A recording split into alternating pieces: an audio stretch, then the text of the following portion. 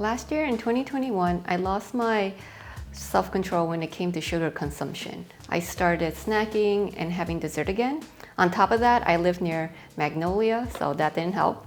I was constantly running out to get a sugary snack because I felt like I had to end my day with something sweet. It became an addiction. So the wake-up call came when I got my lab results for my annual physical that I do every year.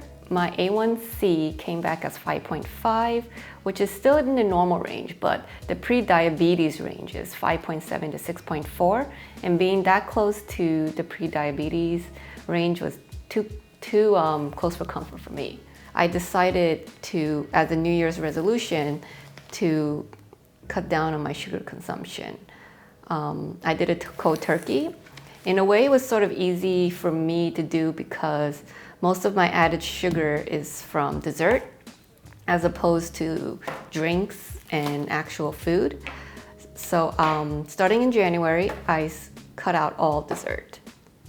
The first thing I noticed is that I'm far less hungry, not just for sugar, but less hungry in general. I noticed that I'm having less cravings in between meals, so now I try not to eat anything between breakfast, lunch, and dinner.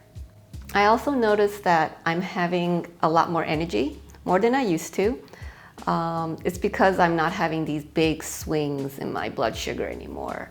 I used to get really exhausted by the end of the day. It would be because of a sugar crash, and naps became a regular thing for me, which is really bad because naps were also messing up my sleep cycle.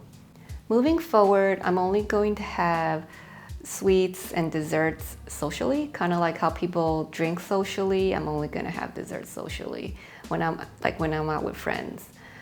It also helps not to have sweets in the apartment. It's an out of sight and out of mind sort of thing. It's just so I don't get tempted when my glucose level feels really low, because when that happens, you usually grab something sweet, which is like the easiest way to maintain that sugar high.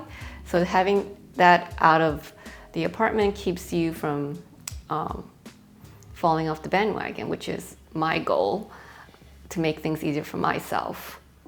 So whenever I get into a state of low energy, I like to grab a protein bar or an energy bar. I like the Kind protein bars because they taste great and they only have 7 grams of sugar with 12 grams of protein. So I get the energy I need from the bar, and it doesn't have enough sugar for it to spike my glucose levels. Therefore, I can avoid a big crash later on. I also like Clif Bars.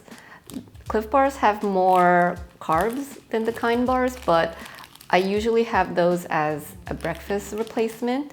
And most of the time I only have half a bar, which is only 10 grams of sugar. I find that it actually really fills me up and keeps me from snacking in between breakfast and lunch. And I like to compare these to lembas bread from Lord of the Rings, how one small bite is enough to fill the stomach of a grown man. A big takeaway from this is that you can still have a big problem with sugar, and even though it doesn't affect your weight. I was having all this sugar last year, but I wasn't putting on any weight at all. That's why I love getting in my annual physical done and getting lab work done.